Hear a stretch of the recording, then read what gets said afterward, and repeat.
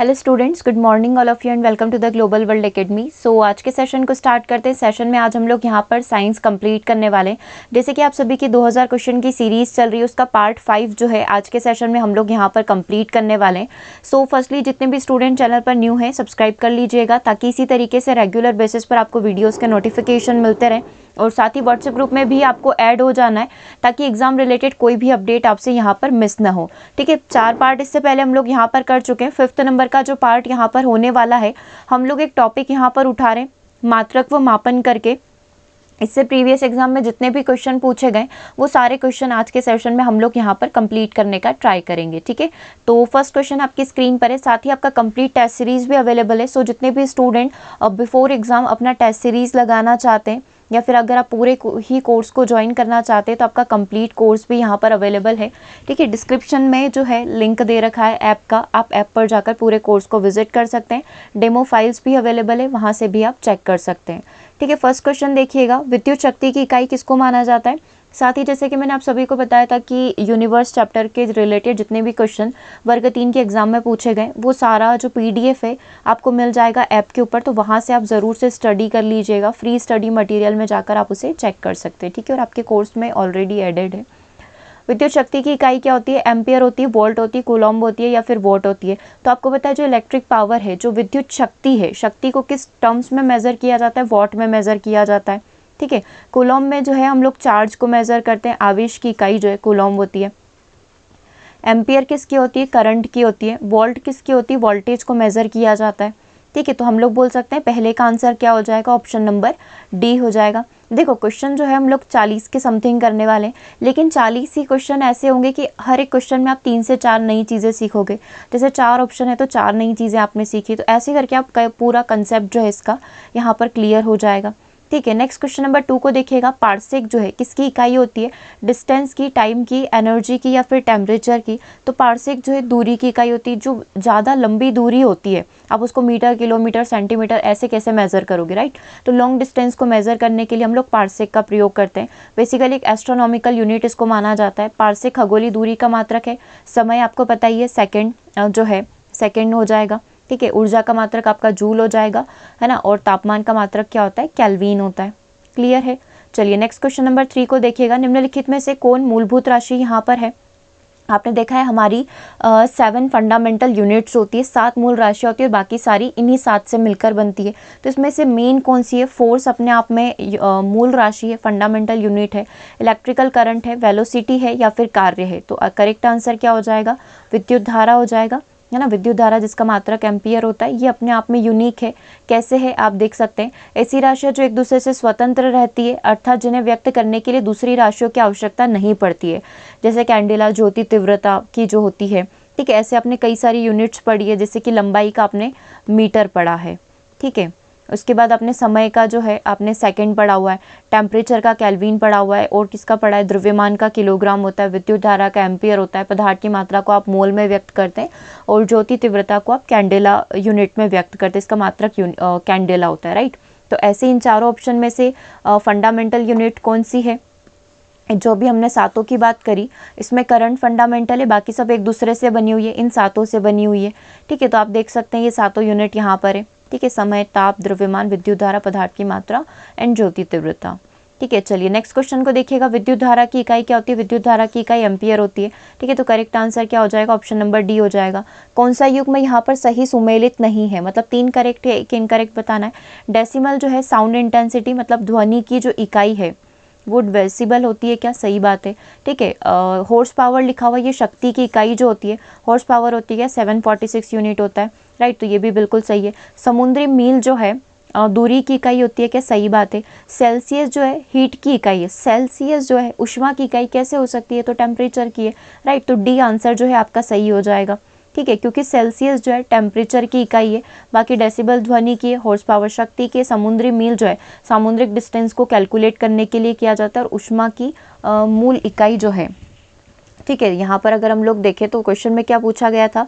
Celsius उष्मा की इकाई नहीं है, सेल्सियस किसकी इकाई है? अपने टेम्परेचर की, तापमान की है। ठीक है, उष्मा को आप जूल में व्यक्त कर सकते हैं, ऐसे 2 से 3 यूनिट में आप उसको व्यक्त कर सकते हैं उष्मा को, लेकिन सेल्सियस में नहीं। नेक्स्ट क्वेश्चन नंबर देखिएगा, प्रकाश वर्ष किसके मापन का यंत्र होता है? प्रकाश वर्ष जो है लाइट ईयर से आप किसको मेजर करते हैं? लॉन्ग डिस्टेंस को, टाइम को, वर्षों में समय अंतराल को। किस वर्ष में पृथ्वी पर प्राप्त होने पर प्रकाश की मात्रा कितनी है, या फिर परमाणु के द्रव्यमान को। We all know light year से जो हम लोग लॉन्ग डिस्टेंस जो होती है, बहुत लंबी दूरियां जो होती है, उसको हम लोग लाइट ईयर से मेजर करते हैं। प्रकाश वर्ष बहुत लंबी दूरी का मात्रक होता है। एक प्रकाश वर्ष जो है 9.4607 इंटू 10⁻15 मीटर दूरी के बराबर होता है। एक प्रकाश वर्ष का अर्थ होता है कि प्रकाश द्वारा एक वर्ष में चली गई दूरी। प्रकाश जो है, अगर मैं 1 सेकेंड का कंपैरिजन करूं, है ना, तो एक वर्ष में जो है प्रकाश इतना चल जाता है। ठीक है, आप इसको न्यूमेरिकली भी कैलकुलेट कर सकते हैं, कोई दिक्कत नहीं है। ठीक है, तो एक प्रकाश वर्ष जो है 9.46707 इंटू 10⁻15 मीटर के बराबर होता है। एक सेकेंड में ये लगभग कितना चल जाता है? 3 लाख किलोमीटर के समथिंग चल जाता है। पारसेक जो है लंबाई का खगोलीय इकाई है। एक पारसेक जो है 3.26 प्रकाश वर्ष के बराबर यहाँ पर माना जाता है। ठीक है, ये एक लाइट ईयर आपने देख लिया। पारसेक जो है लंबाई की खगोलीय मतलब एस्ट्रोनॉमिकल डिस्टेंस हमको निकालनी है, तो उसके लिए आप पारसेक यूनिट का यहाँ पर प्रयोग करते हैं। ठीक है, क्लियर है यहाँ तक? एक प्रकाश वर्ष का बोला है, मतलब एक वर्ष का मतलब 365 दिन का लगभग। ठीक है, 365 दिन का, तो आप यहाँ पर 1 सेकेंड का भी निकाल सकते हैं। इसमें आप 365 डिवाइड कर दीजिए तो 3 लाख किलोमीटर आपका आ जाएगा। ऐसे न्यूमेरिकली आप यहाँ पर कैलकुलेट भी कर सकते हो, कोई दिक्कत नहीं होगी इसमें। ठीक है, क्लियर है आपको? प्रकाश वर्ष और जो हमने पारसेक देखा था, ठीक है, दोनों क्लियर हो गए। यहाँ पर क्वेश्चन में क्या पूछा गया था? प्रकाश वर्ष लंबी दूरी को मापने में प्रयोग किया जाता है। प्रकाश वर्ष के संबंध में कुछ कथनों पर आपको विचार करना है। ठीक है, प्रकाश वर्ष अति दीर्घ दूरी मापने के लिए प्रयोग किया जाता है। प्रकाश वर्ष का अति दीर्घ काल अंतराल मतलब समय को मापने के लिए प्रयोग किया जाता है। प्रकाश वर्ष जो है प्रकाश की तीव्रता मापने की इकाई है। नहीं, केवल कौन सा करेक्ट है? आपको क्या पूछा गया था? कौन सा कथन सही है? केवल यही वाला करेक्ट है। ये टाइम को मेजर नहीं करता है। ठीक है, और ये प्रकाश की तीव्रता जो है इसको मापने की इकाई तो बिल्कुल भी नहीं है। इंटेंसिटी को मापने की इकाई तो बिल्कुल भी नहीं है। तो B and C correct incorrect है। केवल क्या हो जाएगा? स्टेटमेंट 1 करेक्ट है। स्टेटमेंट 1 करेक्ट है, यानी कि आंसर हो जाएगा आपका ऑप्शन नंबर डी। क्लियर है यहाँ तक? चलिए नेक्स्ट क्वेश्चन के ऊपर मूव करते हैं। 1 सेकेंड ना। नेक्स्ट क्वेश्चन जो है आपका मैच दी कॉलम वाला क्वेश्चन है। ठीक है, मैच दी कॉलम वाले क्वेश्चन को आपको यहाँ पर सॉल्व करना है। सबसे पहले बात की गई है हाई स्पीड की। ठीक है, आपको बस इसको अरेंज करना है। अगर आपको उच्च वेग को मापना है तो आप किसका प्रयोग करेंगे? वेवलेंथ को मापना है तो किसका प्रयोग करेंगे? प्रेशर के लिए और एनर्जी के लिए। ठीक है, मोस्टली क्वेश्चन एग्जाम्स में आपसे ऐसे ही पूछे जाते हैं, क्योंकि इन जनरल कोई भी आपसे पूछेगा कि जैसे फर्स्ट क्वेश्चन किया था कि इलेक्ट्रिसिटी की यूनिट क्या होती है, ऐसे करके हमने किया, तो 4 ऑप्शन में देखकर आप बहुत इजीली समझ जाते हो और विद इन अ सेकेंड आप उसका आंसर कर सकते हैं। एग्जामिनर को क्या करना होता है? एग्जाम को थोड़ा सा टफ बनाने के लिए मैच दी कॉलम डालने पड़ते हैं, ताकि आपका थोड़ा सा समय यहाँ पर निकल जाए। ठीक है, तभी तो एग्जाम टफ होगी। ठीक है, तो अभी आपको इसको सॉल्व करने की प्रैक्टिस करनी होगी। मान लो आपको इसमें से 1 या 2 भी पता है, तो बहुत इजीली विद इन 10 सेकेंड आप इसको सॉल्व कर सकते हैं। एनर्जी को किसका कैलकुलेट किया जाता है? जूल में। दाब को किस में मेजर किया जाता है? पास्कल में। मतलब दाब की जो यूनिट होती है पास्कल होती है। मतलब मुझे ये पता चल गया कि सी का आंसर 3 आना है और डी का आंसर 4 आना है। इस चीज़ को लेकर तो मैं यहाँ तक श्योर हूँ।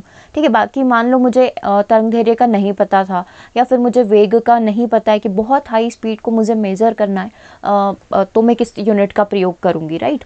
तो मुझे नहीं पता है, मान लो मुझे सिर्फ इसी का पता है, इनमें से किसी भी एक का पता है, तो एटलीस्ट आप ऑप्शन कट कर सकते हैं। मुझे पता है सी का 3 है और डी का 4 है। सी का 4 डी का 3 लिखा हुआ है, सी का 4 डी का 3। अब मुझे ये पता चल गया या तो ए करेक्ट हो सकता है या फिर सी करेक्ट हो सकता है। क्या मैं ऑप्शन कट करके इतना सॉल्व कर सकती हूँ कि ए और सी में से एक लगाना है? ठीक है, तो 50-50 बन गया। अब आप देख लीजिए कि तरंगदैर्घ्य को एंगस्ट्रॉम में व्यक्त किया जाता है, वेवलेंथ को इसी में व्यक्त किया जाता है, और उच्च वेग को जो है मैक में यहाँ पर मेजर किया जाता है। तो 1 का आंसर क्या हो जाएगा? ए का आंसर आपका 1 है। हाई स्पीड को आप मैक में व्यक्त करते हैं, तरंगदैर्घ्य को आप एंगस्ट्रॉम में मेजर करते हैं, ताप को आप पास्कल में मेजर करते हैं, दाब को, ठीक है, और ऊर्जा को आप जूल में व्यक्त करते हैं। दैट मीन्स जो आंसर बना 1 2 3 4 लिखा हुआ है ऑप्शन नंबर सी के अंदर। ठीक है, ऐसे और सारे क्वेश्चंस की प्रैक्टिस हम लोग आज करेंगे। उच्च वेग को मैक में, तरंगदैर्घ्य एंगस्ट्रॉम में, दाब को पास्कल में, ऊर्जा को जूल में। रेडियो सक्रियता का मात्रक कौन सा नहीं है? बैकुरल है, आइंस्टीन है, रदरफोर्ड है, या फिर क्यूरी है। तो रेडियो सक्रियता को आप किस में मेज़र नहीं कर सकते? क्या आंसर यहाँ पर करेक्ट हो जाएगा? आइंस्टीन हो जाएगा। ठीक है, क्योंकि बैकुरल के थ्रू, रदरफोर्ड के थ्रू और क्यूरी के थ्रू आप किसी भी पदार्थ की रेडियो एक्टिवता या रेडियो सक्रियता जो होती है, रेडियो एक्टिविटी जो होती है, उसको मेजर कर सकते हैं, लेकिन आइंस्टीन के थ्रू आप ये नहीं कर सकते हैं। ठीक है, आइंस्टीन इसकी यूनिट नहीं होती है। ठीक है, तो इसका थोड़ा सा आप डिटेल देख लीजिए। ये तीनों के तीनों रेडियो सक्रियता के मात्रक है। रेडियो सक्रियता की खोज हेनरी बैकुलर के द्वारा 1896 में करी गई थी। ठीक है, इसीलिए उसकी एक यूनिट बैकुरल भी है। रेडियो सक्रियता का ऐसा ही मात्रक बैकुरल ही होता है। एक बैकुरल इज इक्वल टू पदार्थ के नाभिक में पर सेकंड होने वाला क्षय, मतलब इसका मैं अगर लिखूं लॉस पर सेकंड, इसको ऐसे लिखा जाता है, क्षय पर सेकंड, ये इसकी यूनिट होती है। ठीक है, क्षय पर सेकंड, जिसको हम लोग बैकुरल BQ में यहाँ पर रिप्रेजेंट करते हैं। किसकी इकाई है? रेडियो एक्टिवता की। कौन सी यूनिट है? SI unit. इसको क्यूरी में भी किया जाता है और रदरफोर्ड में भी व्यक्त कर सकते हैं। चलो, हर्ट्ज में किसको मापा जाता है?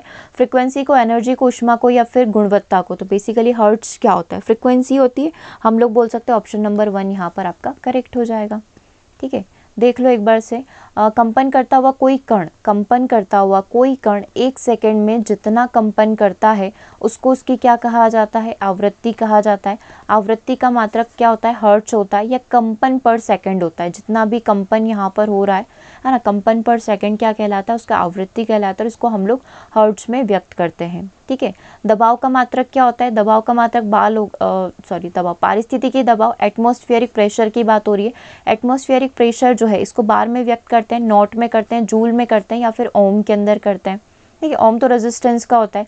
ठीक है, अब यहाँ पर आंसर क्या हो जाएगा? बार हो जाएगा। पारिस्थितिकी दबाव की इकाई बार होती है। 1 bar is equal to 10⁵ newton पर मीटर स्क्वायर होती है।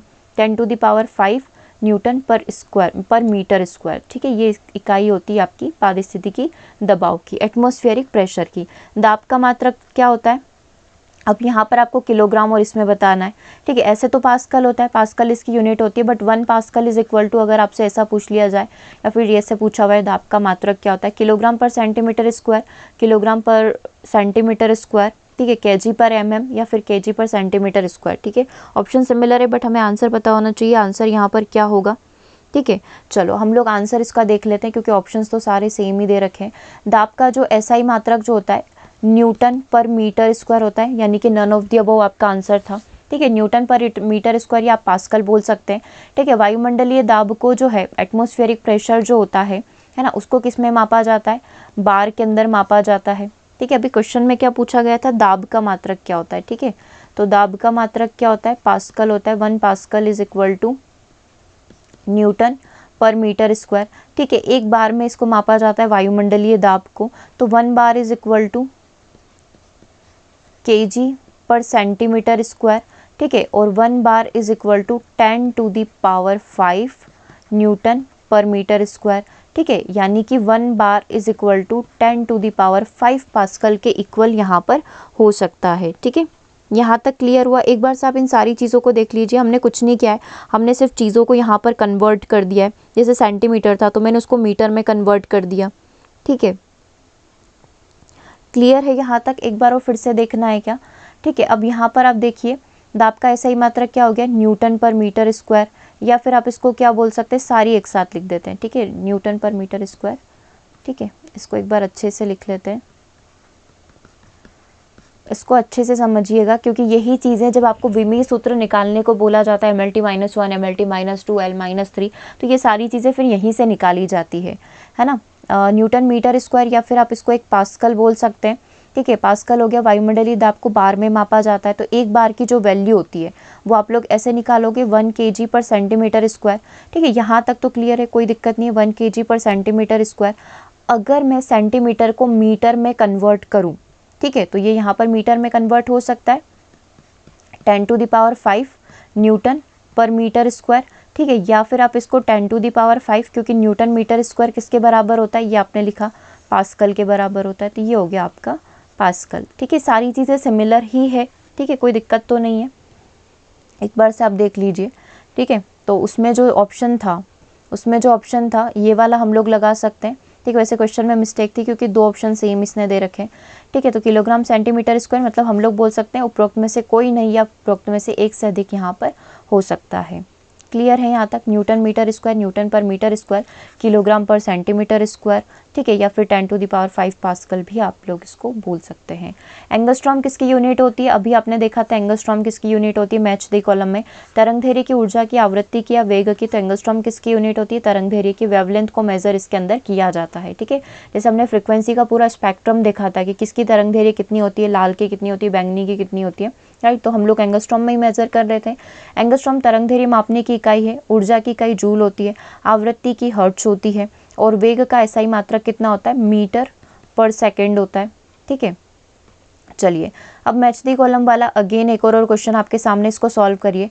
त्वरण की यूनिट क्या होती है? फोर्स की कितनी होती है? कृत कार्य मतलब जो कार्य आपने किया उसकी यूनिट क्या होती है? और इम्पल्स जो आवेग होते हैं इसकी यूनिट यहाँ पर क्या होती है? क्या आंसर करेक्ट होगा? देखो त्वरण के क्वेश्चन हम लोगों ने काफ़ी सॉल्व किया, जब न्यूटन के गति के नियम हम लोग सॉल्व कर रहे थे तब त्वरण के काफ़ी सारे क्वेश्चन आए थे। ठीक है, तो मान लो आपको इनमें से 4 में से एक आध दो का भी पता है तो बहुत इजीली आप सॉल्व कर सकते हैं। क्या आपको ये पता है कार्य करने की इकाई क्या होती है? जूल होती है। तो मुझे इतनी सी चीज़ पता है कि सी का आंसर 1 होगा। सी का आंसर 1 यहाँ पर लिखा हुआ है केवल, है ना, ABCD में से सी का आंसर 1, ABCD में से केवल आंसर मतलब सी ही आपका आंसर करेक्ट हो जाएगा। मुझे सिर्फ वर्क का पता था, इजीली मैंने इस क्वेश्चन को सॉल्व कर दिया, क्योंकि यहाँ पर 1 केवल यहीं लिखा हुआ है, यहाँ 3 लिखा हुआ है, यहाँ 4 लिखा हुआ है, यहाँ पर 2 लिखा हुआ है। बाकी को भी सॉल्व कर लेते हैं। सी आंसर करेक्ट हो गया, क्योंकि वर्क का जो होता है वो कितना होता है? वर्क का कितना होता है? जूल होता है। ठीक है, और त्वरण का क्या होता है? मीटर पर सेकेंड स्क्वायर होता है। ये लिखा हुआ है मीटर पर सेकेंड स्क्वायर, मतलब ए का आंसर क्या हो जाएगा? ए का आंसर मेरा 4 हो जाएगा। ठीक है, बल का यूनिट जो क्या होता है? बल का यूनिट न्यूटन होता है। ठीक है, न्यूटन में हम लोग इसको बोल सकते हैं।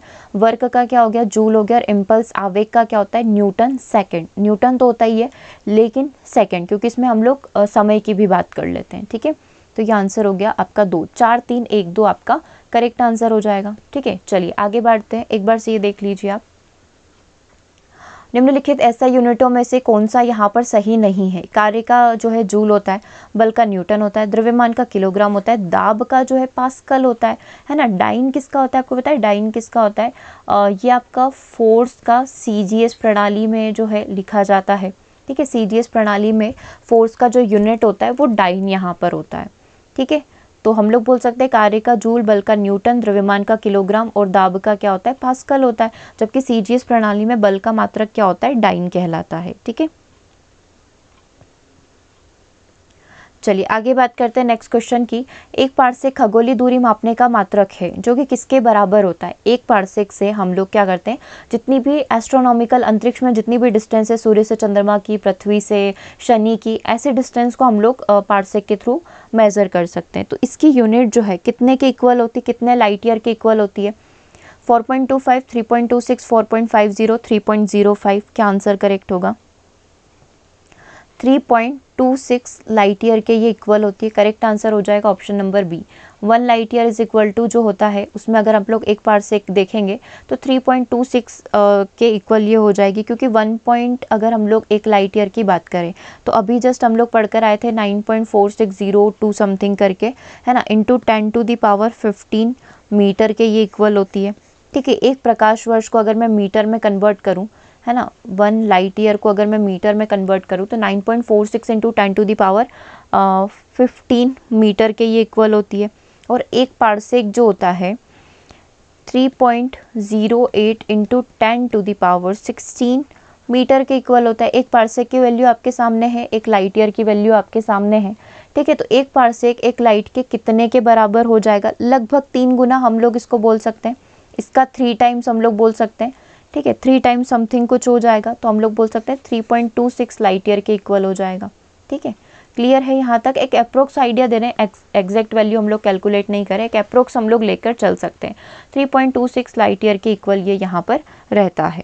ठीक है, चलिए आगे बढ़ते हैं। ठीक है, आप देखना चाहें तो इसको देख सकते हैं। पारसेक का फुल फॉर्म भी आपको यहाँ पर दे रखा है। नेक्स्ट क्वेश्चन को देखिएगा। इलेक्ट्रॉन वोल्ट इकाई होता है। इलेक्ट्रॉन वोल्ट किसकी इकाई होता है? ऊर्जा की, इलेक्ट्रॉन के आवेश की, विभवांतर की या फिर शक्ति की। वोल्ट लिखा हुआ है, वोल्ट किसकी होगा? वोल्टेज की हो जाएगा। वोल्टेज मतलब आंसर क्या हो जाएगा आपका? यहाँ पर ऊर्जा हो जाएगा। इलेक्ट्रॉन वोल्ट किसकी इकाई यहाँ पर रहता है? ऊर्जा की इकाई रहता है। दैट मीन्स जो आंसर हो जाएगा ऑप्शन नंबर 1 हो जाएगा। एक बार से इसका डिटेल देख लीजिए थोड़ा सा। ठीक है, जैसे कि एक इलेक्ट्रॉन जो है हम लोग यहाँ पर देख रहे हैं, इलेक्ट्रॉन वोल्ट EV जो है ऊर्जा की इकाई होता है। ठीक है। यदि दो बिंदुओं ए और बी जिसके बीच में 1 वोल्ट का विभवांतर है, जो डिफरेंस है वो 1 वोल्ट का है, तो मध्य किसी इलेक्ट्रॉन को बिंदु ए से बी तक जाने में जो भी कार्य करना पड़ता है उसको उसका इलेक्ट्रॉन वोल्ट यूनिट यहाँ पर कहा जाता है। ठीक है, तो 1 electron volt is equal to 1.602 into 10⁻19 joule के इक्वल यहाँ पर रहेगा। ठीक है, तो इलेक्ट्रॉन वोल्ट किसकी इकाई हो जाती है यहाँ पर? आपकी एनर्जी की, और एनर्जी को आपने देखा ही हम लोग जूल में रिप्रेजेंट करते हैं। ठीक है, क्लियर है यहाँ तक? एक बार सर आप चाहें तो देख लीजिए, एक आवेश को यहाँ से यहाँ तक जाने में जो भी कार्य करना पड़ेगा वो उसकी इलेक्ट्रॉन वोल्ट यूनिट कहलाएगी। जैसे एक आवेश को ए से बी तक जाने में 1.602 इंटू 10⁻19 जूल कार्य यहाँ पर करना पड़ेगा। ठीक है, तो क्वेश्चन में क्या पूछा था? इलेक्ट्रॉन वोल्ट किसकी यूनिट होती है? 1 इलेक्ट्रॉन वोल्ट जो है ऊर्जा की यूनिट यहाँ पर है। चलिए, इसमें से आपको गलत बताना है, ये 4 स्टेटमेंट है। ठीक है, नॉट जो है जहाज के चाल की माप को मापता है। ठीक है, नॉटिकल मैप जो होता है जिसको आपने समुद्री मील देखा था। नौ संचार में प्रयुक्त दूरी का प्रयोग आप करते हैं नौ संचालन के अंदर, नेविगेशन के अंदर। एंगस्ट्रॉम जो है प्रकाश के तरंगदैर्घ्य को मापता है, और लाइट ईयर जो है समय को मापता है। देखो, नॉट जो है जहाज की चाल को जो माप होती है, जहाज की चाल, स्पीड ऑफ शिप जो होती है वो नॉट में व्यक्त की जाती है। ऐसे अभी आपने मैक भी पढ़ा था, तो मैक क्या करता है? मैक हाई स्पीड को कैलकुलेट करता है। नॉटिकल मील जो है, समुद्री मील जो है समुद्री दूरी को मापने में काम आता है, तो नौ संचालन में आप इसका प्रयोग कर सकते हैं। एंगस्ट्रॉम जो है वेवलेंथ तरंगदैर्घ्य को मेजर करता है। लाइट ईयर जो है डिस्टेंस को मेजर करता है, जैसे कि अभी आपने पार्सेक वगैरह से इसका रिलेशन समझा। ठीक है, तो ये समय को नहीं, ये डिस्टेंस को मेजर करता है। आपको बोला गया है कौन सा इनकरेक्ट है, तो डी इनकरेक्ट है, और यही क्या हो जाएगा? आपका आंसर हो जाएगा। ये किसको मेजर कर रहा है? ये दूरी को मेजर कर रहा है। नेक्स्ट क्वेश्चन को देखिए। अच्छा, इसके बारे में देखना है तो आप एक बार से देख लीजिए, फिर हम लोग नेक्स्ट क्वेश्चन के ऊपर मूव करते हैं।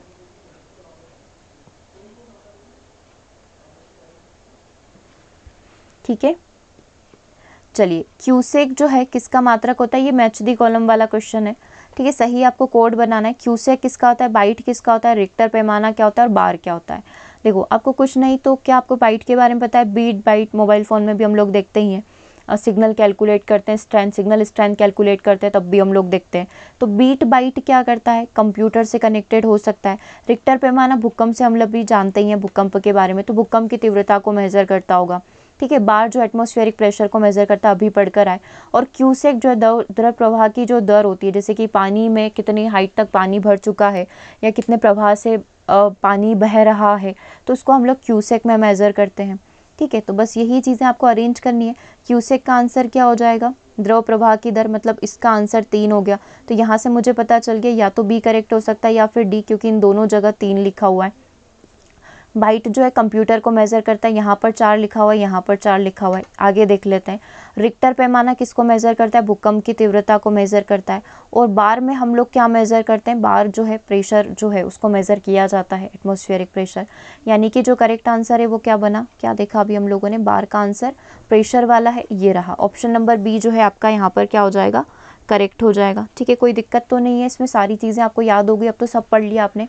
क्यूसेक द्रव प्रवाह, बाइट कंप्यूटर की संग्रहण क्षमता की कितना वो स्टोर कर सकता है, भूकंप की तीव्रता रिक्टर पैमाना, और वायुमंडलीय दबाव का मात्रक जो है यहाँ पर बार जो है वायुमंडलीय दबाव का होता है, जिससे वायुमंडल की स्थिति जो है स्पष्ट यहाँ पर हो जाती है। ठीक है, यहाँ तक क्लियर है? चलिए आगे बात करते हैं। नेक्स्ट क्वेश्चन की बात हम लोग यहाँ पर करेंगे। आपको अगेन मैच दी कॉलम वाला क्वेश्चन दिया गया है। तरंग दैर्घ्य किसका होता है? ऊर्जा किसका होता है? ध्वनि की तीव्रता और फ्रीक्वेंसी किसका होता है? तो वेवलेंथ जो है किस में मापी जाती है? एंगस्ट्रॉम के अंदर। तो 2 कोड आपका सही हो गया।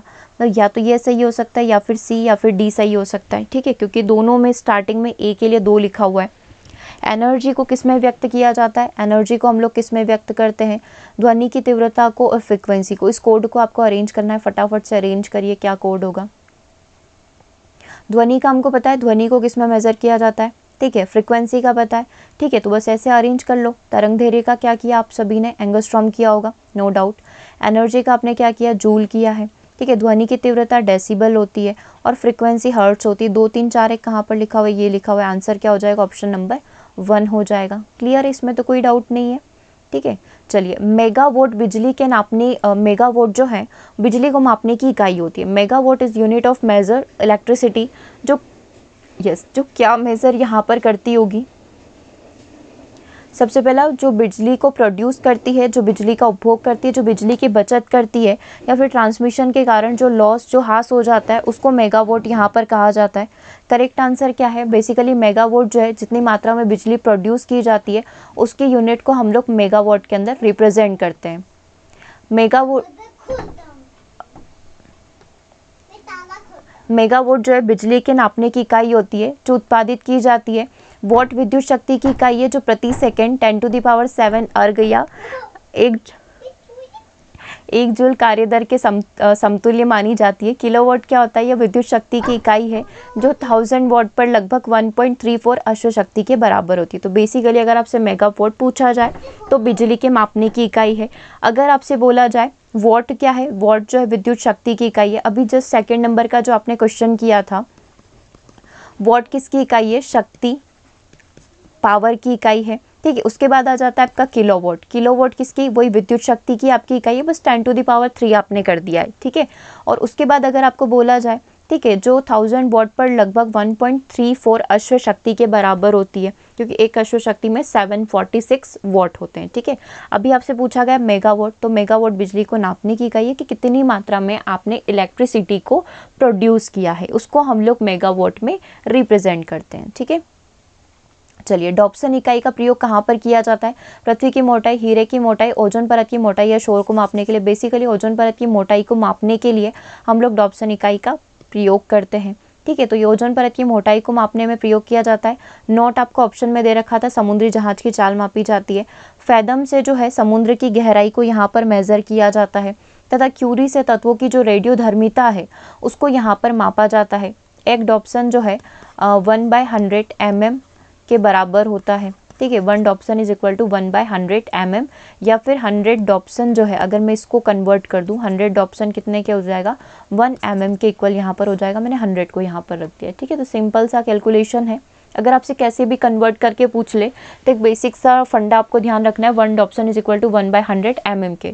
फिर ये इसको किसी में भी कन्वर्ट कर दे, आप बहुत ईजीली निकाल सकते हैं, मिमी, सेंटीमीटर, मीटर, जिसमें भी निकालने को बोले आप ईजीली किसी की भी मोटाई को यहाँ पर कन्वर्ट कर सकते हैं। ठीक है, क्लियर है? कोई डाउट नहीं है? क्या पूछा था हमको कि पृथ्वी की, हीरे की, ओजोन के, शोर की मापने की। तो ओजोन परत की मोटाई को मापने में हम लोग जो है डॉप्सन इकाई का प्रयोग करते हैं। ऊष्मा की इकाई क्या नहीं हो सकती? मतलब ऊष्मा की 3 होगी, एक नहीं होगी। ऊष्मा की इकाई सेंटीग्रेड नहीं हो सकती है, कैलोरी नहीं हो सकती, जूल नहीं हो सकती, अर्ग नहीं हो सकती है। क्या आंसर यहाँ पर करेक्ट होना चाहिए? ऊष्मा को आप किस में कैलकुलेट नहीं कर सकते? जैसे कि आपने डिग्री सेंटीग्रेड, सेल्सियस या फिर केल्विन पैमाना या फ़ारेनहाइट पैमाना देखा है, ये सारी चीज़ें किसको कैलकुलेट करती है? सारी चीज़ें टेम्परेचर जो है उसको मेज़र करती है। ठीक है, तो सेंटीग्रेड जो है टेम्परेचर की इकाई है, तथा अर्ग जो होता है ऊष्मा का CGS यूनिट है। ऊष्मा का CGS यूनिट जो है सेंटीमीटर ग्राम सेकंड, वो अपना अर्ग होता है। कैलोरी जो है और जूल जो है दोनों ही ऊष्मा की SI यूनिट्स होती है। ठीक है, तो क्लियर हो गया कौन सा ऊष्मा को मेज़र नहीं कर सकता? तो सेंटीग्रेड मेज़र नहीं कर सकता है। त्वरण की यूनिट क्या होती है? अभी मैथ्स कॉलम में आपने सॉल्व किया था, मीटर पर सेकेंड स्क्वायर होता है, यानी कि मीटर सेकेंड का इन्वर्स हम लोग बोल ही सकते हैं। ठीक है, मीटर पर सेकेंड स्क्वायर। तो फॉर्मूला देख लीजिए, किसी गतिशील वस्तु के वेग में परिवर्तन की दर, वेग में परिवर्तन की दर क्या कहलाती है? त्वरण। कोई भी वस्तु अगर गतिशील अवस्था में है तभी उसका त्वरण होगा। अगर वो समान गति से चल रही है या फिर वो स्थिर अवस्था में है, दैट मीन्स उसके अंदर का जो उत्पन्न त्वरण है वो 0 है। ऐसे कई सारे क्वेश्चन हम लोगों ने फिजिक्स में सॉल्व किए ही हैं। ठीक है, आपने बहुत सारे क्वेश्चन में देखा होगा कि एक वस्तु समान गति से चल रही है, तो बताइए इसका त्वरण क्या होगा? तो आप लोग क्या करते हो? v = u+at निकाल कर उसका एक्सेलरेशन निकाल कर आ जाते हो, बट एक्चुअल में एक्सेलरेशन तो 0 होगा, क्योंकि वो समान वेग से गतिशील है, कोई एक्सटर्नल फोर्स उसके ऊपर नहीं लग रहा है, दैट मीन्स त्वरण 0 होगा। ठीक है, तो किसी गतिशील वस्तु के वेग में परिवर्तन की दर, अगर वो मान लो 10 किलोमीटर पर आवर की स्पीड से कंटिन्यूस चले जा रही है, मान लो 5 घंटे तक चली, कंटिन्यूस चली, कोई रुकावट नहीं, कोई एक्सटर्नल फोर्स नहीं, तो उसके अंदर उत्पन्न त्वरण कितना हो जाएगा? 0 हो जाएगा, और अभी भी चल ही रही है। लेकिन वो मान लो उसकी स्पीड कम हो गई, या उसने अपनी स्पीड को बढ़ा दिया, ठीक है, या वो थोड़ी देर का स्टॉप हो गया, तो डेफिनेटली उसमें त्वरण होगा, है ना। तो किसी गतिशील वस्तु के वेग में परिवर्तन की दर या फिर 1 सेकेंड में हुए वेग में परिवर्तन को उस वस्तु का क्या कहा जाता है? त्वरण कहा जाता है। ए से हम लोग इसको रिप्रेजेंट करते हैं, del v divide by del t इसका फॉर्मूला होता है। डेल वी मतलब कि वेग में परिवर्तन की दर क्या होती है, मीटर पर सेकंड होती है, और समय का क्या होता है, सेकंड होता है, that means metre divide by second square. इसको मैं ऊपर लेकर जाऊँ तो ऐसे इन्वर्स करके लिख सकती हूँ, है ना। तो इसका ऐसा यूनिट क्या हो गया, मीटर पर सेकंड स्क्वायर हो गया, ठीक है। चलिए नेक्स्ट क्वेश्चन को देखिए। नेक्स्ट क्वेश्चन आपकी स्क्रीन पर है। बल के एसआई मात्रक न्यूटन को निम्नलिखित में से किसके द्वारा व्यक्त किया जाता है, जहां एम का अर्थ मीटर और एस का अर्थ सेकंड है। बिल्कुल सही बात है। बल का जो न्यूटन आप लोग पढ़ रहे हो, तो न्यूटन को आप केजी कैसे व्यक्त यहाँ पर करोगे, तो केजी मीटर पर सेकंड स्क्वायर है। ये फिजिक्स के भगवान हैं। 1 न्यूटन जो है फिजिक्स के फादर आप लोग इसको बोल सकते हो, क्योंकि कोई भी विमी सूत्र आपको निकालना है, अगर आपको 1 न्यूटन का फॉर्मूला पता है तो बहुत इजीली जो है आप इसको यहाँ पर किसी का भी विमी सूत्र निकाल सकते हैं। तो इस चीज़ को ध्यान रख लो। 1 newton is equal to 1 kilogram metre पर सेकंड स्क्वायर। बल वह बाह्य कारक होता है जो किसी वस्तु की स्थिति में परिवर्तन कर देता है, रुकी हुई वस्तु को चला देता है, चली हुई वस्तु को रोक देता है, ठीक है। इसीलिए इसको हम लोग क्या करते हैं, एफ से रिप्रेजेंट करते हैं। F इज इक्वल टू क्या होता है, ma होता है, जो हमने द्वितीय समीकरण से निकाला हुआ है, ठीक है। इसका मात्रक क्या होता है, न्यूटन होता है। या तो आप इसको न्यूटन बोल लो, या फिर आप इसको ऐसे बोल लो, किलोग्राम मीटर प्रति सेकंड स्क्वायर, ठीक है, ऐसा बोल सकते हैं। या फिर मैं इसको ऐसे भी लिख लूँ तो कोई दिक्कत तो नहीं है। इन्वर्स कर लिया हमने इसका बस, ठीक है। तो कन्वर्ट ही करा है, बाकी कुछ भी नहीं किया है। अगर मैं आपको इसके आगे आवेग बोल दूं, ठीक है, तो इस तरीके से आप किसी को भी कन्वर्ट यहाँ पर कर सकते हैं। जैसे कि आपने वो करा था, आवेग का फॉर्मूला बताओ, तो आपने उसमें बोला था न्यूटन सेकेंड होता है, ठीक है, क्योंकि उसमें 1 सेकेंड और ऐड हो जाता है, ठीक है। तो न्यूटन मतलब kilogram metre second inverse, second square का इनवर्स, और 1 सेकंड और इसके अंदर ऐड हो जाएगा, ठीक है। तो बस ऐसे करके आप सारे क्वेश्चन को सॉल्व कर सकते हैं। बस 1 न्यूटन की वैल्यू को आप याद रख लीजिए, ठीक है, 1 किलोग्राम मीटर पर सेकंड स्क्वायर, ठीक है। चलिए आगे बात करते हैं। प्रणोद और आवेग के बीच में अनुपात की इकाई निम्नलिखित में से किसका समान है। मतलब मेरे को क्या बोला है, प्रणोद मतलब जो थ्रस्ट होता है, thrust is it's a kind of force, it's a kind of mechanical force, ठीक है। तो मुझे क्या करना है, प्रणोद डिवाइड बाय आवेग, इन दोनों के बीच का रेशियो निकालना है। मतलब इन दोनों की यूनिट्स को डिवाइड करना है, वो जिसके इक्वल होगी वो किसके इक्वल है। मतलब ऑप्शंस में आपके 4 दे रखे हैं, मतलब इन चारों की यूनिट आपको पता होना चाहिए, फिर आप उन दोनों को इक्वल करेंगे। तो चलिए इसको हम लोग यहाँ पर सॉल्व करने का ट्राई करते हैं। अच्छा, आप खुद से करना चाहें तो आप एक बार कर सकते हैं, कोई दिक्कत नहीं है।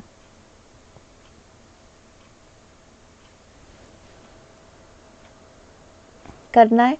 देखो प्रणोद का क्या होता है, थ्रस्ट होता है। थ्रस्ट जो होता है एक प्रकार का बल ही होता है। तो बल का मात्रक क्या होता है, अभी जस्ट आप पढ़कर आए, 1 न्यूटन होता है। और आवेग का मात्रक क्या होता है, अभी जस्ट पढ़ा, न्यूटन सेकंड होता है। अगर मैं इसको किलोग्राम में लिख दूँ तो भी मेरे को कोई समस्या नहीं है, ठीक है। आंसर तो वही आना है। जैसे कि आप बहुत इजी वे में सीखते हैं तो आपको ऐसे सिखाया जाएगा, किलोग्राम मीटर प्रति सेकंड स्क्वायर जो है प्रणोद का, थ्रस्ट का या फिर बल का मात्रक होता है। आवेग का मात्रक क्या होता है, जैसे हमने पढ़ा न्यूटन सेकंड होता है, तो किलोग्राम मीटर प्रति सेकंड स्क्वायर इनटू सेकंड इसका मात्रक हो गया। बस क्या करना है, या तो आप इसको सॉल्व कर लो या फिर इसको सॉल्व कर लो। किलोग्राम मीटर से किलोग्राम मीटर कट गया, सेकंड स्क्वायर से सेकंड स्क्वायर कट गया, मतलब कि इसका मात्रक क्या आ गया, 1/सेकंड आ गया। न्यूटन से न्यूटन कट हो गया, आंसर क्या आ गया, 1/सेकंड आ गया। तो मुझे तो सिर्फ 1/सेकंड मिला है, लेकिन ऑप्शन में ऐसा कुछ दिख नहीं रहा है, मतलब कुछ और भी करना पड़ेगा। फ्रिक्वेंसी का मात्रक कितना होता है, यस ये देखिए फ्रीक्वेंसी का मात्रक, फ्रीक्वेंसी मतलब आवृत्ति इज इक्वल टू, हम लोग बोल सकते हैं आवृत्ति इज इक्वल टू 1 कितना होता है, आवृत्त काल होता है, ठीक है। हम लोग वो करते ही है ना, t is equal to 1/f या फिर f is equal to 1/t करते हैं। तो f frequency is equal to 1/t, आवृत्त काल मतलब समय, टाइम पीरियड। तो ये फ्रीक्वेंसी का मात्रक कितना होता है, 1/सेकंड होता है, यही होता है। f is equal to 1/t, 1/t मतलब 1/सेकंड, मतलब कि सेकंड का इन्वर्स होता है फ्रीक्वेंसी का मात्रक। क्या मैं ये लिख सकती हूँ, इसमें किसी को कोई दिक्कत तो नहीं है। मुझे क्या लेकर आना था, 1/सेकंड लेकर आना था, और आवृत्ति का मात्रक क्या होता है, 1/सेकंड होता है। ऐसे तरंग धैर्य मतलब एंगस्ट्रॉम हो गया, स्पीड मीटर पर सेकंड स्क्वायर हो गया, ये मीटर पर सेकंड स्क्वायर वाला चीज़ हो गया, है ना। मतलब ऐसे आप इसको लिख लीजिए, ठीक है। और ये मीटर प्रति सेकंड हो गया। मतलब इसमें से तो किसी का नहीं आ रहा है, सिर्फ 1/सेकंड किसका हो सकता है, आवृत्ति का हो सकता है। क्लियर है। चलिए आगे बात करते हैं। एक रेडियो सक्रिय स्रोत की सक्रियता की इकाई निम्नलिखित में से क्या होती है। मतलब अगर आपको रेडियो एक्टिविटी को कैलकुलेट करना है तो आप किस में व्यक्त करोगे, लक्स में, सीमेंस में, टेस्ला में या फिर बैकुलर में। आपने देखा था बैकुलर और रदरफोर्ड जो होता है, ये जो यूनिट्स होती है किसकी होती है, रेडियो एक्टिविटी वाली होती है। तो हम लोग बोल सकते हैं बी आंसर आपका करेक्ट हो जाएगा। ठीक है, देख सकते हैं आप पूरा। जिस दर से किसी रेडियो सक्रिय पदार्थों के नाभिकों का क्षय होता है उसे उस पदार्थ की क्षय या दर सक्रियता कहते हैं। जैसे हमने देखा था 1 क्षय, 1 लॉस पर सेकेंड। ठीक है, इसका एसआई यूनिट जो है बैकुरल होता है। ठीक है, और टेस्ला किसका होता है, टेस्ला चुंबकीय क्षेत्र का होता है। बड़े मात्रक इसको क्यूरी में रिप्रेजेंट कर सकते हो, रदरफोर्ड में आप कर सकते हो। ऑप्शन में आपको टेस्ला दे रखा था, टेस्ला किसकी यूनिट है, चुंबकीय क्षेत्र की है। सीमेंस जो है विद्युत चालकता की है, और लक्स जो है आपकी प्रतिद्विप्ति जो घनत्व होता है उसकी यूनिट यहाँ पर कंसीडर करी जाती है। ठीक है, चलिए निम्नलिखित में से किसकी एक समान विमा यहाँ पर नहीं होगी, किसकी एक समान विमा यहाँ पर नहीं हो सकती है। चलिए इसको सॉल्व करिए। सबसे पहला दे रखा है स्थितिज ऊर्जा और गतिज ऊर्जा की, है ना, mv/h और हाफ mv² की, घनत्व तथा विशिष्ट गुरुत्व की, फोकस दूरी और ऊंचाई की, या फिर गुरुत्वीय बल और घर्षण बल की। ठीक है, तो क्या आंसर यहाँ पर करेक्ट होगा, किसकी विमा एक समान नहीं है। तो घनत्व तथा जो गुरुत्वीय विशिष्ट गुरुत्व होता है, ग्रेविटी जो होती है, उसकी यूनिट सेम नहीं हो सकती है, विमी सूत्र सेम नहीं हो सकता है, क्योंकि घनत्व का जो है द्रव्यमान बटे आयतन होता है ना। द्रव्यमान की विमा क्या होती है, एम होती है, और आयतन क्या होता है, एल क्यूब होता है। मतलब हम लोग ये बोल सकते हैं ml-3 इसकी यूनिट हो जाएगी, और t है ही नहीं, मतलब t 0 हो गया। जबकि विशिष्ट घनत्व एक विमाहीन राशि, तो इसका तो कोई यूनिट हो ही नहीं सकता है। ठीक है, मतलब आप इसको बोल सकते हैं m0, l0, t0, तो ये दोनों कभी भी इक्वल नहीं हो सकते। दैट्स वाई आपका आंसर क्या हो गया, ऑप्शन नंबर बी हो गया। ओके, बाकी सारे को भी आप सॉल्व करके देखोगे तो वही चीज़ आने वाली है, सभी इक्वल आ जाएंगे। चलिए अब इसको सॉल्व करते हैं। मैच दी कॉलम वाला क्वेश्चन है, मैच दी कॉलम वाले क्वेश्चन को आप सॉल्व करिए। दूरी किसका मात्रक होता है, पदार्थ की मात्रा का मात्रक जो ऐसा यूनिट में आता है, विद्युत आवेश की मात्रा, ऊर्जा का मात्रक। सॉल्व करिए। दूरी को किस में मेजर कर सकते हैं, इन सब में से केवल प्रकाश वर्ष के अंदर मेजर कर सकते हैं। पदार्थ की मात्रा को मोल में मेजर कर सकते हैं। 3 एक कोड केवल इसका लिखा हुआ है, यानी कि आंसर आपका ऑप्शन नंबर 1 हो जाएगा। विद्युत आवेश की जो मात्रा होती है, मतलब चार्ज को कूलॉम में व्यक्त किया जाता है, मतलब 2 हो गया। और ऊर्जा को आप जो है किसके अंदर मेजर यहाँ पर कर सकते हैं, ठीक है, वॉट आर के अंदर आप मेजर कर सकते हैं। तो 4 आंसर आपका करेक्ट हो गया, यानी कि जो करेक्ट आंसर बना है ऑप्शन नंबर 1 बना है। 3, 1, 2 एंड 4। ठीक है, एक बार इसको आप देख लीजिए, फिर हम लोग आगे बढ़ जाते हैं। इसमें वैल्यूज़ लिख रखिए ताकि आपको आसानी हो जाए थोड़ी।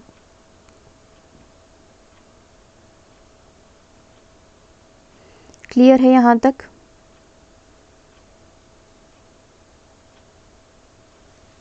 वन प्रकाश वर्ष की वैल्यू दे रखी है, मीटर और किलोमीटर में, मतलब 10⁻³ किया है। 1 मोल 22.4 लीटर के बराबर होता है। विद्युत आवेश की मात्रा जो है कूलॉम होती है, और ऊर्जा को वॉट घंटा है, किलोवाट में आप व्यक्त कर सकते हैं, किलोवाट घंटा के अंदर। प्रेरकत्व का ऐसा ही मात्रक प्रतीक एच होता है, मतलब हेनरी होता है। एच का फुल फॉर्म पूछा था, एच का फुल फॉर्म क्या होता है, हेनरी होता है। प्रेरकत्व जो होता है, जिसको आप इंडक्टेंस यहाँ पर बोलते हैं, है ना, जिसको आप कुछ इस तरीके से व्यक्त करते हैं, क्योंकि जो आपका रेजिस्टेंस होता है वो कुछ इस तरीके से होता है, आर जिसको हम लोग बोलते हैं, जिसकी यूनिट ओम होती है।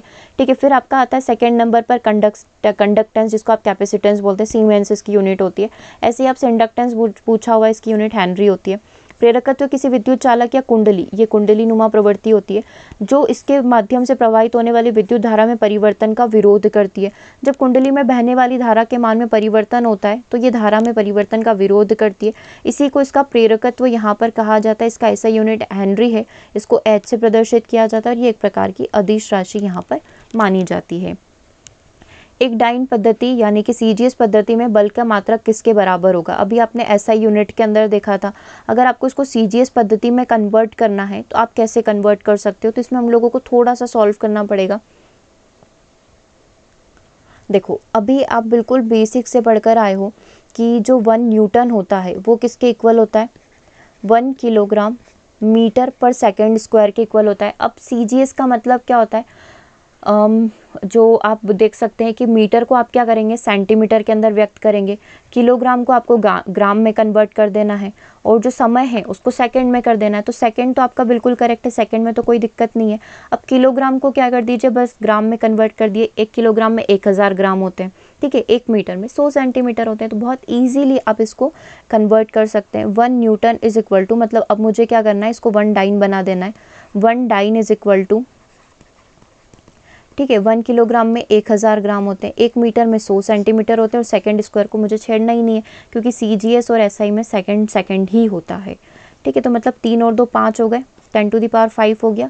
ठीक है, अब आप इसको देख लीजिए कहाँ पर लिखा हुआ है ये वाली चीज़, ऑप्शन नंबर डी के अंदर 10 to the power -5 kilogram metre पर सेकंड स्क्वायर, क्योंकि ये यूनिट तो ऐसी ही रही है। ठीक है, हम लोगों का जो चेंजेस आए वो किसके अंदर आया, 10 टू द पावर 5 के अंदर आया है। ठीक है, तो 10 टू द पावर -5 मीटर पर सेकंड स्क्वायर हो जाएगा। 1 न्यूटन में 1 किलोग्राम मीटर प्रति सेकंड होता है, 1 किलोग्राम में 1000 ग्राम होते हैं, 1 मीटर में 100 सेंटीमीटर होते हैं। मतलब 1 न्यूटन की वैल्यू तो हमारी क्या होती है, 10 टू द पावर 5। ठीक है, हमने किलोग्राम को ग्राम में कन्वर्ट कर दिया, ग्राम सेंटीमीटर पर सेकंड स्क्वायर। ठीक है, यहाँ तक तो आ गया, लेकिन ऑप्शन में ये वैल्यू नहीं है तो हमने इसको क्या कर दिया, हमने इसको रिवर्स कर दिया वापस से। ठीक है, 1 न्यूटन में कितने होते हैं, 10 टू द पावर 5 डाइन हो गए। हम लोग इसको निकाल सकते हैं, कुछ इस तरीके से निकाल सकते हैं। 1 न्यूटन जो हो गया किसके इक्वल हो गया, 10 टू द पावर 5 डाइन के, और 1 डाइन मतलब 1 डाइन, इसको रिवर्स कर लिया 10 टू द पावर 5 -5 न्यूटन के। ठीक है, तो इससे हम लोग इसको सॉल्व कर सकते हैं। क्लियर हुआ ये डाउट आपका, क्लियर हुआ ये क्वेश्चन कैसे हम लोगों ने इसको सॉल्व किया। बल का जो CGS पद्धति में जो मात्रक होता है वो डाइन यहाँ पर होता है। क्लियर है, चलिए अगर कोई भी डाउट रहता है तो स्पेसिफाई करिए आप, जो भी आपका डाउट रहता है तो आप क्वेश्चन नंबर ज़रूर से कमेंट में स्पेसिफाई कर दीजिएगा। खगोलीय एकक 1 एस्ट्रोनॉमिकल यूनिट किसके बराबर होती है, पृथ्वी और सूर्य के बीच की दूरी की, पृथ्वी और चंद्रमा की दूरी, बृहस्पति और सूर्य की दूरी। हमने जो एक एस्ट्रोनॉमिकल यूनिट मानी है, जैसे कि 1 लाइट ईयर, आपको पता है एक प्रकाश वर्ष जो है, प्रकाश एक वर्ष में जितना पूरा कर पाता है, ठीक है, वो आपका 1 लाइट ईयर यहाँ पर होता है। तो ऐसी एस्ट्रोनॉमिकल यूनिट को भी तो हमने कुछ एक आइडियल वैल्यू मानकर सॉल्व किया होगा। ठीक है, तो करेक्ट आंसर क्या हो जाएगा, पृथ्वी और सूर्य के बीच की जो दूरी है वही हमारी 1 एस्ट्रोनॉमिकल यूनिट कहलाती है। आंसर हो गया ऑप्शन नंबर 1। पृथ्वी और सूर्य की औसत दूरी को एक खगोलीय यूनिट यहाँ पर कहा जाता है।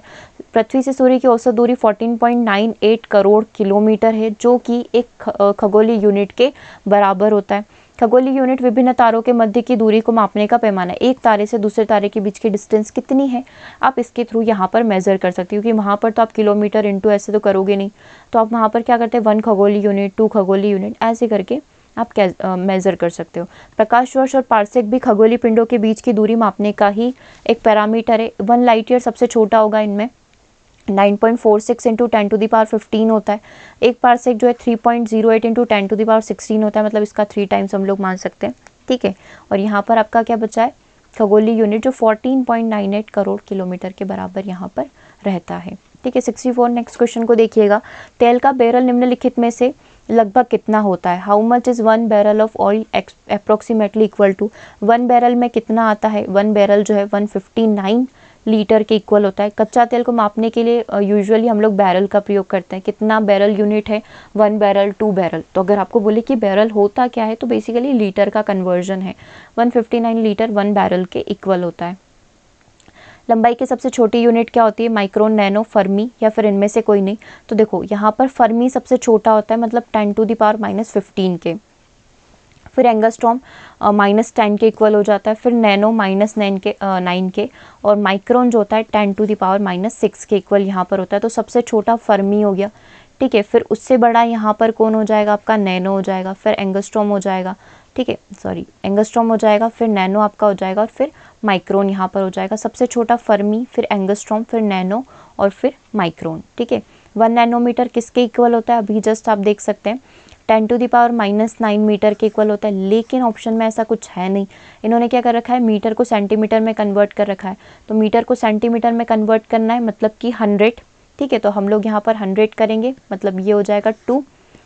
तो ये कितना हो जाएगा, -9 + 2 -7 हो जाएगा। तो 10 टू द पावर -7 जो है आपका यहाँ पर आंसर हो जाएगा। बस ये कन्वर्जन ही देखना था आपको, बी आंसर आपका करेक्ट हो जाएगा।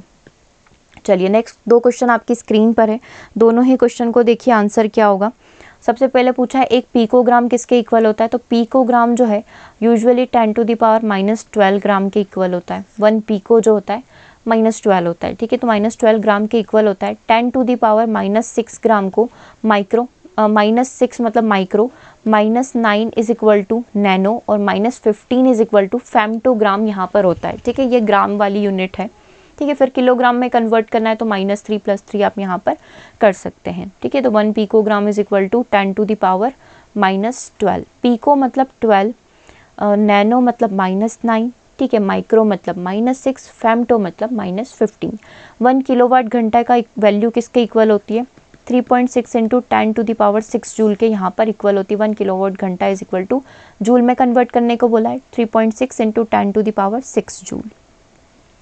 चलिए, एंगस्ट्रॉम और नैनोमीटर के बीच की जो सही संबंध यहाँ पर क्या होगा? अभी एंगस्ट्रॉम देखा आपने, है ना। 1 एंगस्ट्रॉम जो है किसके इक्वल यहाँ पर होता है, या फिर यहीं से देख लो 1 मीटर किसके इक्वल होता है? बहुत ईजी वे में करें, 10⁻10 एंगस्ट्रॉम के इक्वल हो जाएगा। 1 मीटर में कितने एंगस्ट्रॉम यहाँ पर होते हैं? 10⁻10 एंगस्ट्रॉम होते हैं। और अगर मैं नैनो में देखूँ तो 1 metre is equal to 10⁻9 nanometre के इक्वल होता है। इन दोनों को क्या करना है, बस हमको सही ही बिठाना है ना। 1 मीटर 10⁻10 के इक्वल हो गया, और 1 मीटर किसके इक्वल होता है? 10⁻9 नैनोमीटर के इक्वल होता है, ठीक है। तो बस इसकी वैल्यू को ही निकालना है। 1 नैनोमीटर इज इक्वल टू पूछा है, मतलब 1 nanometre is equal to 10⁻10 angstrom, ऐसा ही, और डिवाइड में कितना हो जाएगा? 10⁻9 हो जाएगा। मतलब क्या बच रहा है? 1 नैनोमीटर इज इक्वल टू केवल 10 एंगस्ट्रॉम यहाँ पर बच रहा है। ये रहा आपका आंसर, ठीक है। समझ में आया कैसे सॉल्व किया है? हमको पता है 1 मीटर में 10⁻9 नैनोमीटर होते हैं, ठीक है, और 1 मीटर में ही 10⁻10 एंगस्ट्रॉम भी होते हैं, ठीक है। तो दोनों को इक्वल रख लो, जैसे आप करते नहीं, equation 1 is equal to equation 2, क्योंकि दोनों ही 1 मीटर के इक्वल है, तो दोनों के बीच में रिलेशन स्थापित हो गया। नेक्स्ट क्वेश्चन को देखिएगा, है एक हॉर्स पावर जो होती है 746 वॉट के बराबर होती है। 1 किलोवाट में 1000 वॉट होते हैं। अगर आप इसको कन्वर्ट करना चाहते हैं तो 1.36 हॉर्स पावर के इक्वल आप लोग इसको बोल सकते हैं। अभी ऑप्शन में आपका 1 हॉर्स पावर लिखा है, 746 वॉट के इक्वल होती है। हम लोग क्या चाह रहे हैं कि किलो की वैल्यू भी निकाल लो, तो किलो में आप इसको ऐसे कन्वर्ट कर सकते हैं। क्लियर है?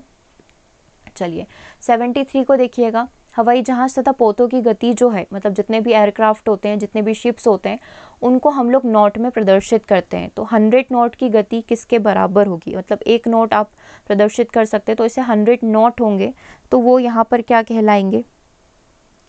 ये 100 मील पर आवर के बराबर होती है। 115 मील, 130 या 160, तो ये 115 मील पर आवर के बराबर यहाँ पर होती है। नॉट समुद्री जहाज, पोत की जो गति होती है, इसको मेज़र करने के लिए बोला जाता है, इसको मेज़र करने के लिए मापा जाता है।